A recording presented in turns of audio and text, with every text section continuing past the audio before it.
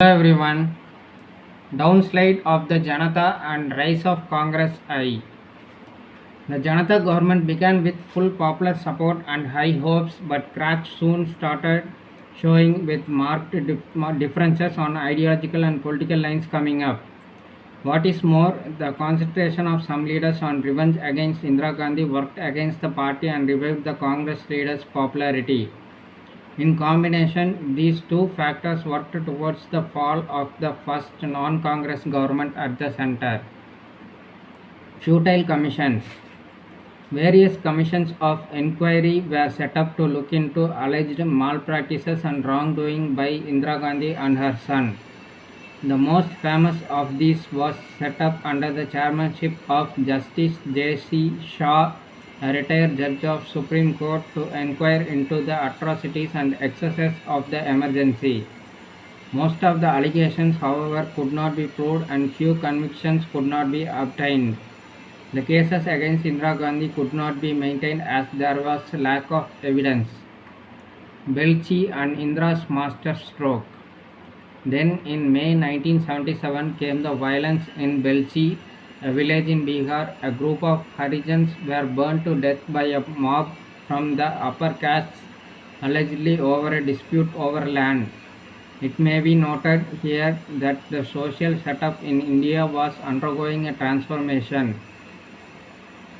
There was a rise to prominence of the backward class castes who later became to be called the other backward classes, who got rich in the wake of the Green Revolution and the White Revolution and bought land from the forward castes and had elected representatives to further their cause. Unfortunately, they also took this as a license to act as they wanted. The Harijans worked on these lands, but they were at the receiving end of much abuse from the landlords. With the spread of education and scope for political representations, the younger among the Harijans especially were no longer ready to meekly accept the ill treatment handed out. They too have gave a fight.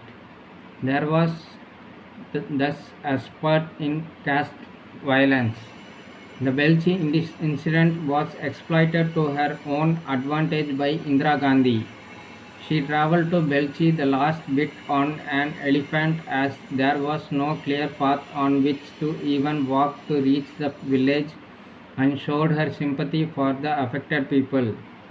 Besides showing up the Janata government as callous to the poor and marginalized, Indira Gandhi's action built up her own image as a friend of the poor and the Harijans, even as her party members were made to realize that she was the leader to follow if power was to be regained. Indira makes gains. Charan Singh's single-minded hounding of Indira Gandhi and her son Sanjay worked in her favor.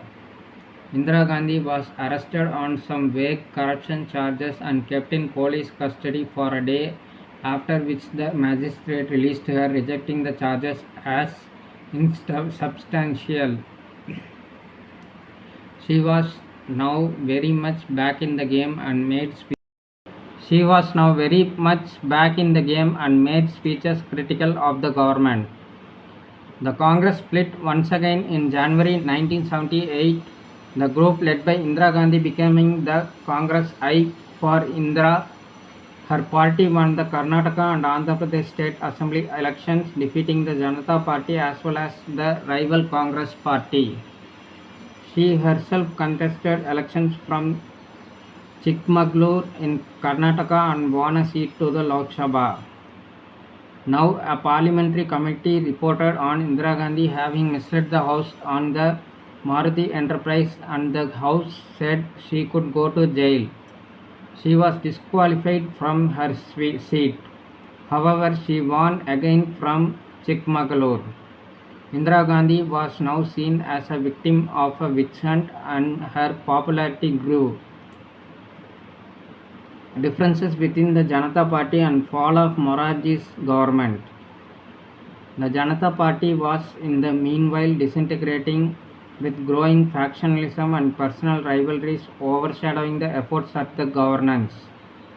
The antagonism between Morarji Desai and Charan Singh, who was not satisfied with his second number position in the cabinet, grew to such an extent that Desai was forced to dismiss Charan Singh as well as Raj Narain from office in mid 1978. Charan Singh retaliated by organizing a farmers' protest march to Delhi in December 1978. In an effort to keep peace, Charan Singh was recalled to the cabinet by Desai in February 1979 and allotted the financial portfolio as well as the post of deputy prime ministership. Things, however, failed to move smoothly. The divide was getting deeper, with two sides being formed, the socialists siding with Charan Singh and the Janata Sangh with Desai. There was further the issue of dual membership of the Janasangh members who maintained their ties with the RSS. They would not give up the membership of the Rashtriya Swayamsevak Sangh RSS as they considered it to be merely a cultural entity. The Socialists and Charan Singh's party walked out of the coalition, reducing the government to a minority. Desperate bids to get support from the Congress factions did not succeed, and the Morarji Desai government resigned in July 1979. Like, share, and subscribe to support the channel. Thank you. Bye.